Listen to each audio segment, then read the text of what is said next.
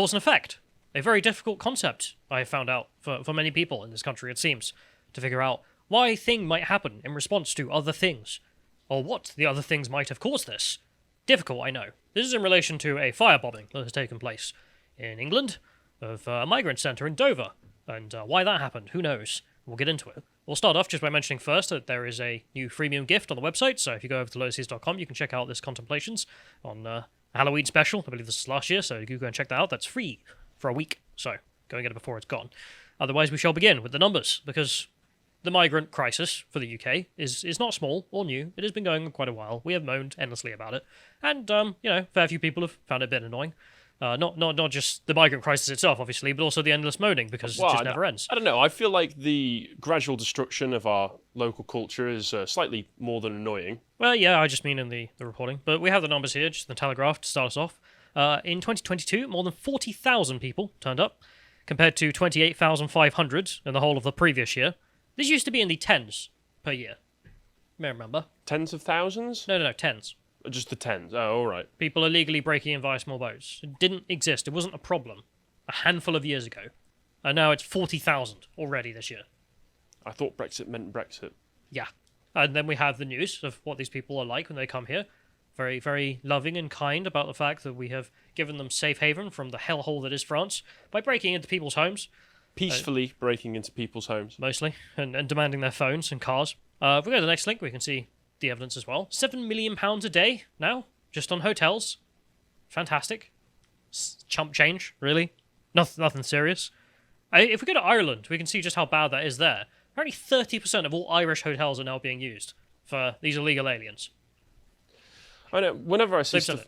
sorry. So just 30% of all hotels. Yep, Think about that. It is ridiculous. I just feel bad for the staff at these hotels as well. How red-pilled must they be at this point? Well, the only positive being, I guess, that they've got unlimited employment.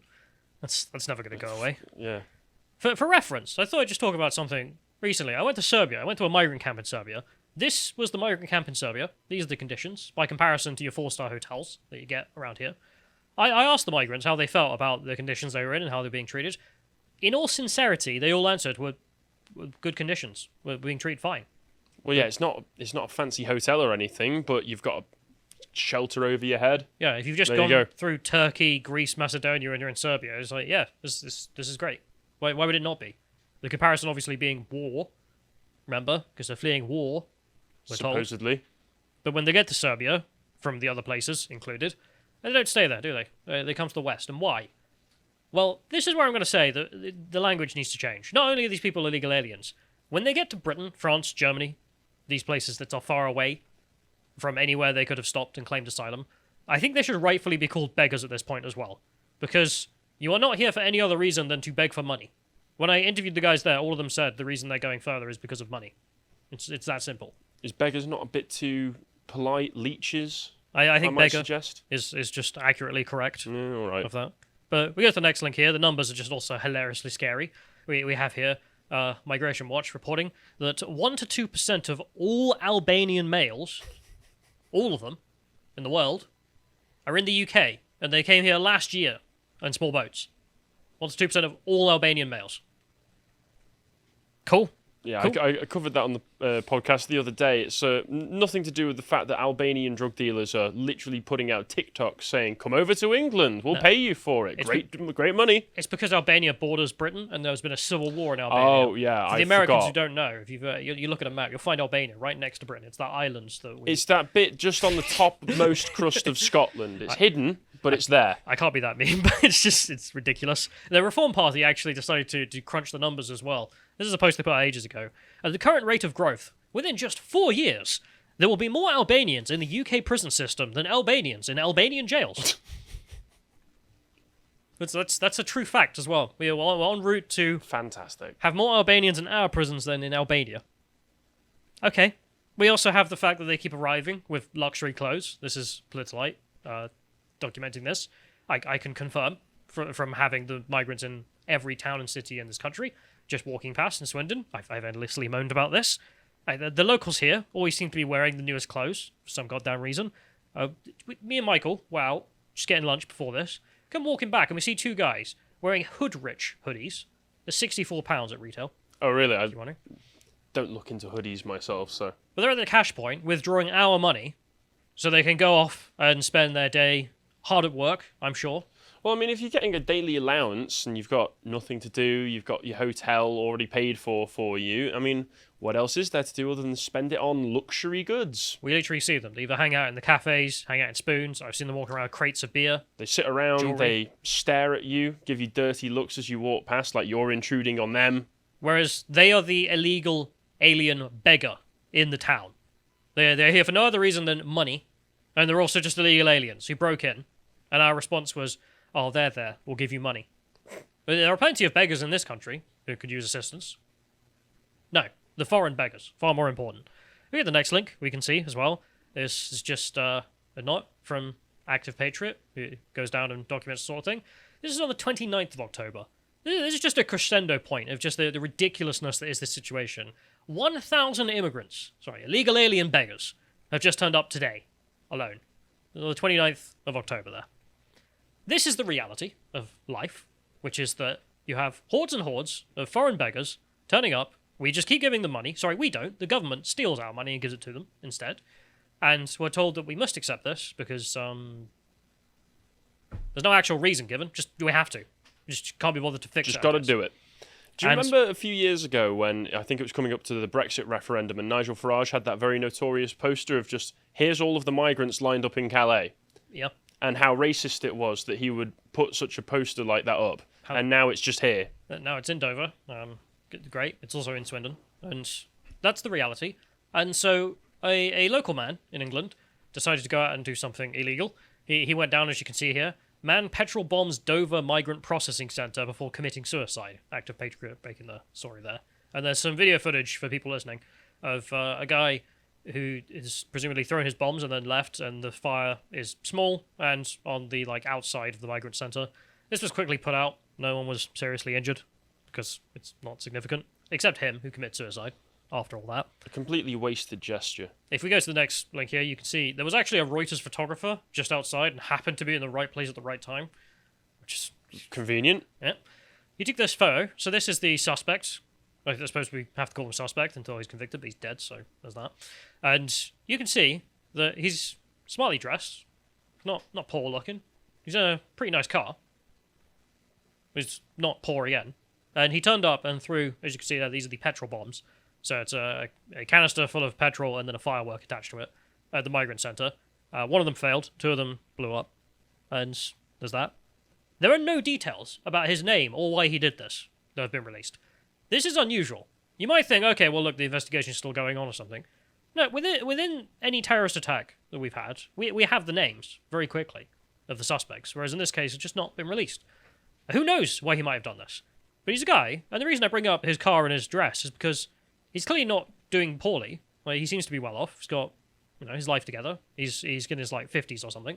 And has decided to give it all up to go and throw firebombs at the migrant centre, and then drove off and killed himself. Just beggars belief as to all that. Just whatever. Yeah. Then we'll go on to the deets, because there are the deets from The Guardian, who've released more information here. One minor injury was reported. A photograph of the incident showed a man releasing a plastic bottle taped to a lit firework as he drove away. The attacker, a white man in a blue and white gingham shirt, drove up to the centre of White Seat sports utility vehicle and threw 3 petrol bombs, one of which did not go off, according to the photographer from Reuters. The suspect was identified and located at a nearby petrol station where he was confirmed dead, the police say. No name given. No background as to why he might have done such a thing. Just don't think about that. 2 people are reported minor injuries from the property. A further device was found and confirmed safe within the suspect's vehicle. The Metropolitan Police said its counter-terrorism officers are not involved in the investigation. There's no reason for them to be. This guy did this. He's dead. Okay. Pretty closed case. Might want to try and find out why. Or what his name was. Or if he's connected to anybody else. Yeah. Claire Mosley, the founder of the campaign Care for Calais, had something to say in all this. Right, okay. So, man witnesses what's happening to the country, we can assume, from this, as to why else would you pick that target, of all things. And goes out and does that. So what does Claire think the root problem is? She said she was concerned with recent rhetoric by ministers, and she said that may have been a factor in the attack.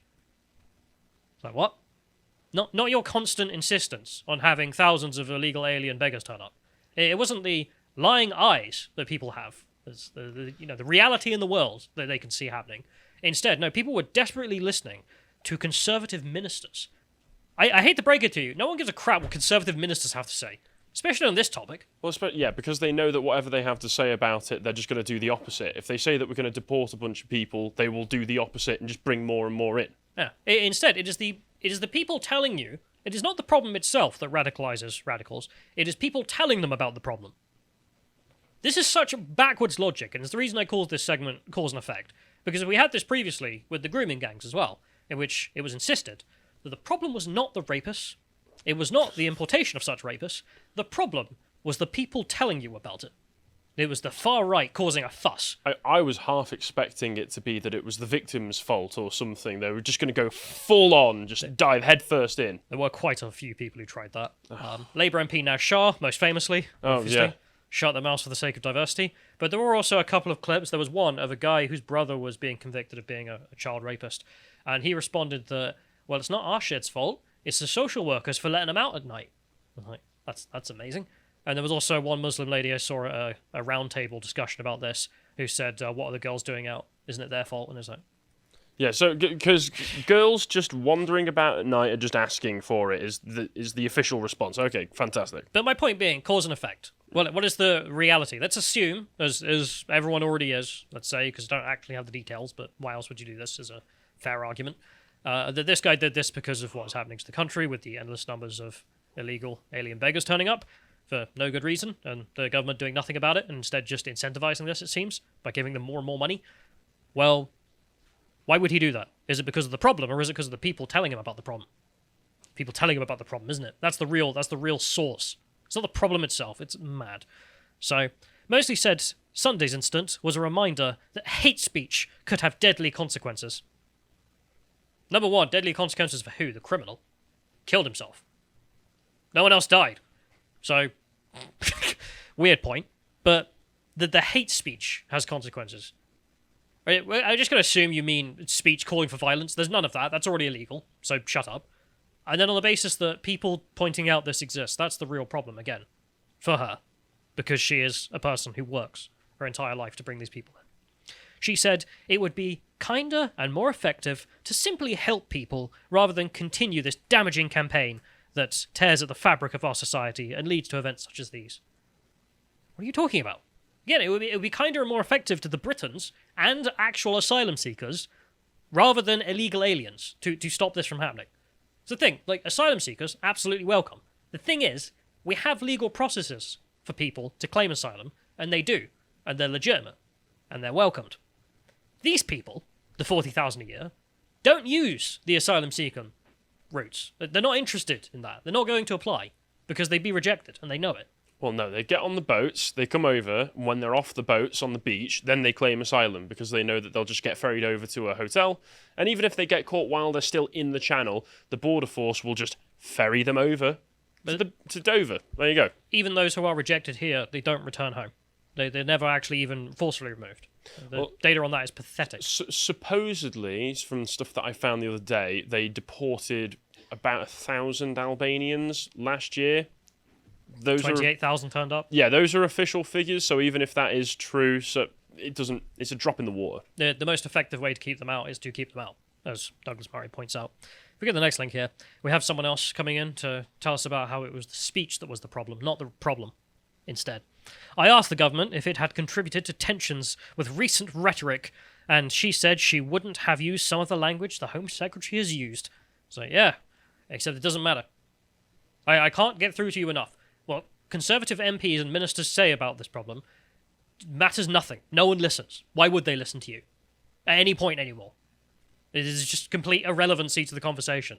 And even then, if your speech had any impact, it would not have the impact of causing people to do this. The problems themselves are the reasons people go out and do it. It's undeniable. That's what cause and effect is. It's not the people whining that there's a problem, it's the problem. If we go to the next link here, we have homeowners in Dover. They're actually now sleeping with sledgehammers by their beds.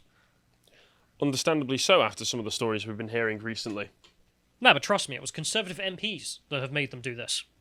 The man just knocked on the door and just asked politely if he could use the phone. But again, cause and effect. Why are people in Dover sleeping with sledgehammers by their beds? Is it because they've been listening to conservative ministers spread hate speech? Or is it that That could be the only reason. Yeah, it's not that they can see the problem right in front of them every single day as thousands of In their illegal alien kitchen. beggars turn up. Yeah, or in their own kitchen when they break in. We have footage, if you go to the next link here, of the site on the left, on the right, sorry, which is apparently the site where the guy went to the petrol station and killed himself. The police turned up dealing with that. They've cordoned it off. As they should. But I thought we'd just end this off with the responses to this that are not just the right did this, the people whining about the problem, the ones who did it. Instead, we'll check in with the British public, because there was a Daily Mail article about this, and there were quite a lot of comments. Comments are quite revealing.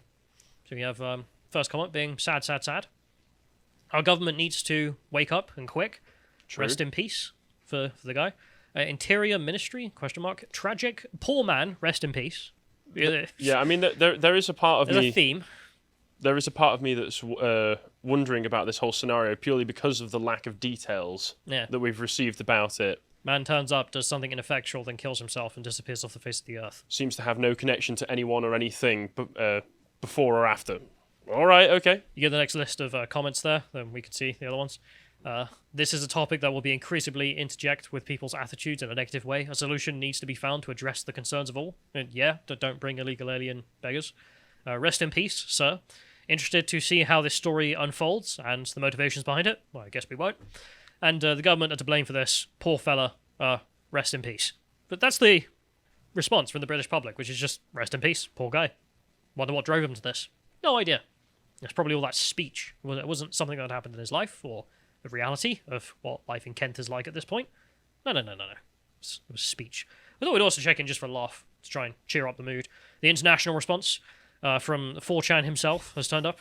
We have an American summarizes the event as for God's sake. Arrives, set fire to migrant, refuses to elaborate, leaves. Didn't even do that. And we have a Russian who responds by looking at what the UK's become by saying, UK police is so useless, criminals can only kill themselves. I mean, that's true at this point, isn't it? To be fair, I do actually quite like the meme magic of that. He's so British, this chap. I mean, you can see him, he's definitely like middle-class English or something. By the looks of it. Terribly sorry about all that, folks. Don't want to make a fuss. I'll be on my way out. Don't want to make more paperwork than I already have. It's like, okay. I wouldn't want to cause a fuss, would I? Not to mention, obviously, don't do this. If YouTube's watching and thinks I'm somehow endorsing this, I'm not. For some reason, crime. Not a fan of crime. And That's a pretty base take right there. I support the law. I too dislike the bad things happening. I turn up on a Saturday afternoon at the sidelines and shout support for the law. Come on, you law.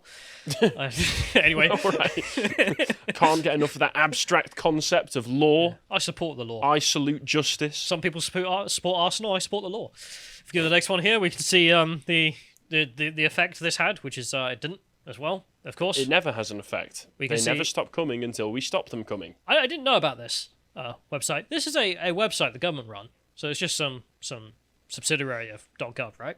But it's a website that is specifically made just to log, in the last 24 hours, how many people have turned up. It gets updated every day, and then the whole thing changes, because it's a new day. I thought you were already just daily checking in on websites like this, to be honest. No, someone has to update this every single day and tell you how many have turned up. So, and tell you how the government has failed yet again. Yeah, so in the previous 24-hour period, 468 people turned up in 8 boats. Very small boats, as we're told. Not so small, it seems. Anyway, that's the news, which is Local Man does thing, and the cause and effect is apparently still a difficult concept for some to grasp as to why man might do thing. Instead, it's the Conservative MPs, which everyone's totally listening to. If you appreciated that segment from the podcast of the Lotus Eaters, you can go to lotuseaters.com to get access to all the premium content we have on the site, such as the Epoch series, the most recent episode on William the Conqueror Part 5. If you'd like to find out what else we're putting out, you can follow us on Getter at lotuseaters_com on Getter. Thank you and goodbye.